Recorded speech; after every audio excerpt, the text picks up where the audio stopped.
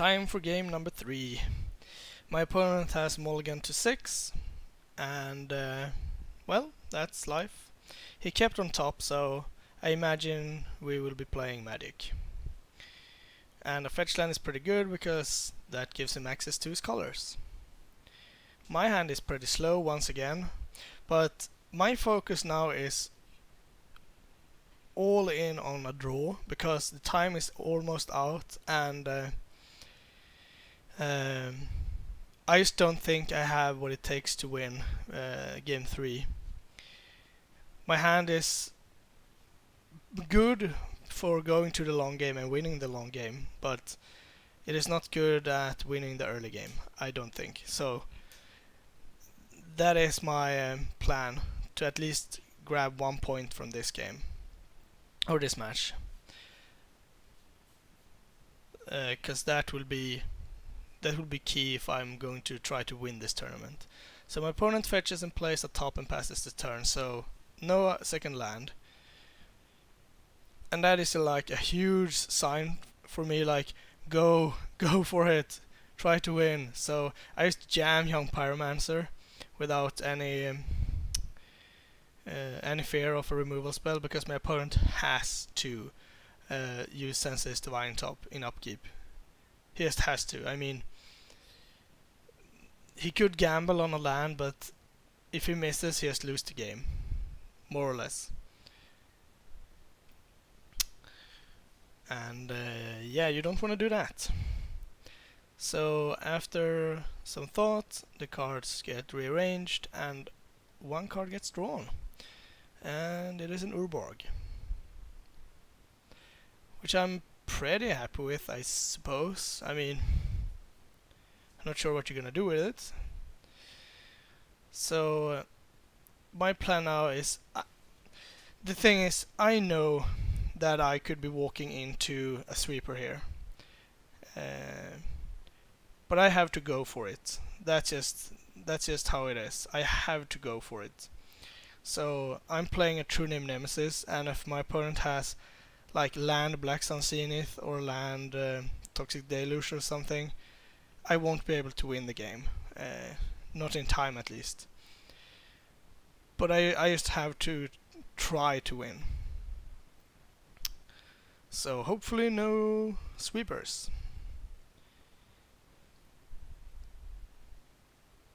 So my opponent rearranged the cards and drew Urborg, and didn't use it for anything, not even reusing the top. So I imagine something will be coming down, and Sylvan Caryatid is what he found. So I just assumed that there was just one land in the top 3, and that he rather, I don't know, played Sylvan Caryatid over trying to find another land.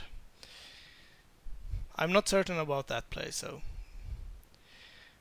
all I can do really is attack. I mean, there is one reality where he doesn't block, so might as well attack with Young Pyromancer. And I just have a tapped land and go. Not that impressive. But as I said, my hand was not really built for attacking, so yeah. So my opponent once again does not use the top in upkeep, but he has the third land, so I'm not sure about that at all. Why the cards didn't get rearranged or something. Because he could have done all this basically last turn, giving me a much harder time. And then he uses the top in his main phase, so that should probably mean some kind of draw spell. But I'm not certain why that is the case, but it tells me that he doesn't have anything in hand that is worth playing. At least not for a bigger amount of mana. I also assume that he wants to keep Sylvan Caryatid untapped for blocking duty. And time has been called, so this is turn 0. And I do not think I can deal all the damage I need to deal before the game is over. But I mean, I have the advantage here, so I just have to muster up all the offensive power I can and see what I can do. I thought this makes me kinda happy, I guess. The thing is, I'm just gonna use my electrolyze now because otherwise I don't have a play. And losing 3 mana is not the way to win. Unfortunately, the rest of my hand is garbage when he takes my Snapcaster Mage. It's a static caster that doesn't do anything, a land that doesn't do anything, reparations, which is good when I want to go to the long game, but I don't want to do that now, so that card is dead. So it's either Ponder or Snapcaster Mage that you should probably take. And I'm pretty certain my opponent will figure out that Snapcaster is the card that will make him lose, if any.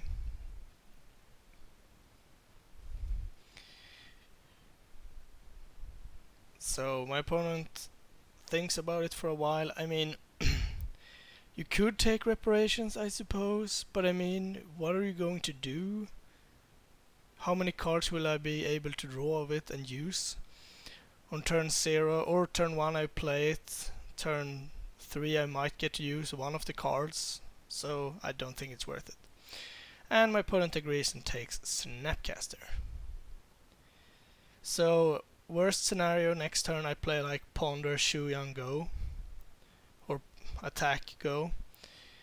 And that's still a pretty decent turn, I think. So I will be starting out with the Ponder. Since there was no sweeper last turn, I would imagine that there is none. In hand at least, or on the top of the deck.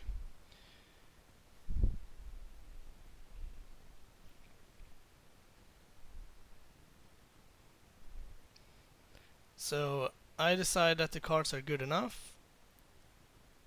Hopefully they are. So I get to play my land, and I actually get to, I guess I get to bash first for 4. Since my opponent is going to block Young Pyromancer, he blocked it last turn, so he should block it this turn as well. Nothing has really changed. Other than that he knows that I don't have some kind of pump spell.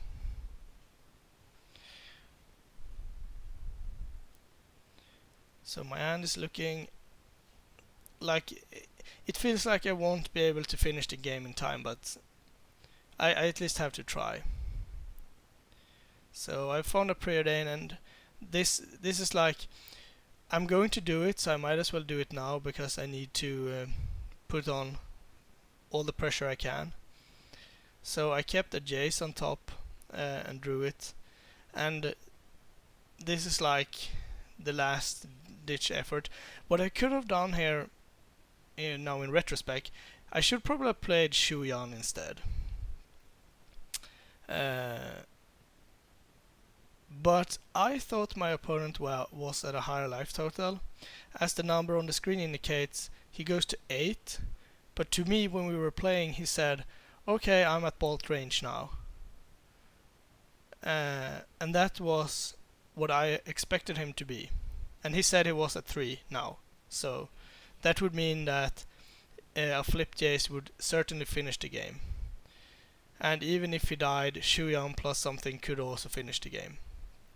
But when I'm looking at the video, he should be at 8. So when we're playing, it is like my opponent is at 3. I think it's important to note that because it explains a lot of my decisions from here on out. So my opponent, I'm not even sure why he cracked the Windswept Heath, because he had Urborg in play. That's also a thing, but my opponent is at 3 now with no mana available and no blockers. And this is turn 3. So all I need is a Lightning Bolt, a Chain Lightning, Mantis Rider, something. So I'm just Is It Charming right away to loot, which is something I rarely do. I just have to find something to win with. I'm gonna throw reparations and something I don't even recall. And once again, here's something else I could have done. I played Shuyan, since it felt like I needed a creature to win.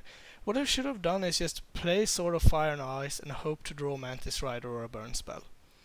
Because I can't get rid of Sylvan Caryatid, so there's no hope in Shuyan getting through. So that's just a waste. I should just have played Sword of Fire and Ice and hoped for a haste creature or a burn spell. That would have increased my outs a bit. So here comes Scavenging Ooze with 2 green mana open, so 5 life now for us that is playing. 10 life in reality. But I mean, if your opponent says that he is at 3, and I'm not gonna argue, he's keeping track on his paper. I'm just using dice, 2 dices for this tournament, so I didn't really keep track, which I actually should do, but I did not. Then we could have corrected this and ended the game for a couple of turns ago. So time for me to draw something good here. I don't know, the only thing I can think of is Sword of Feast and Famine. That would win me the game. But I drew Mantis Rider, so had I played Sword of Fire and Ice instead of Shuyan, I would have won as well. We know that that's not true, because my opponent is at a higher life total, but as I said, if I ask my opponent how much life do you have and they say 3, then I expect them to be at 3. So Mantis Rider comes down, I mean, it just maybe he forgets to block or messes up somehow. I don't think so, but and he knows at least one of the cards in my hand.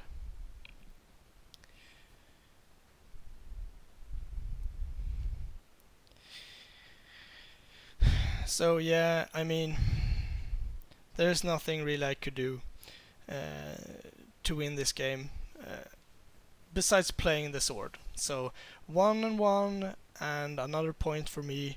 Thanks for watching. I'll bring you more right away. Thank you for watching. Please like and subscribe, it really helps us out. You can find us on Twitter at MagicGathStrat, Facebook /MagicGatheringStrat, or on the web, magicgatheringstrat.com. There you can find articles and free prize-supported leagues. This is all brought to you by our Patreons and cardhoarder.com. If you enjoyed this content, please consider supporting us at patreon.com/MagicGatheringStrat.